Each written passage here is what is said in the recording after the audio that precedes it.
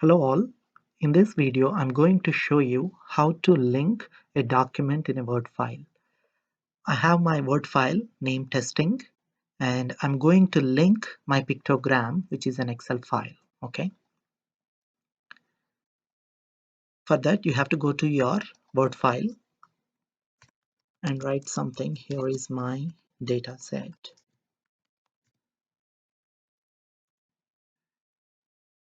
And then insert, go to insert. Here if you notice insert text here, you have different options. In that, click on object. When you click on object, you would be able to get two different tabs: create from existing file and browse to that file wherever the location is. So I have my file here, pictogram, and display as icon. If you want to change the icon, you could change to whatever the icon that you want to show, or you could import an icon also. Okay, but I'm not going to do all that stuff here. And then click OK. Okay, so now it has been linked here.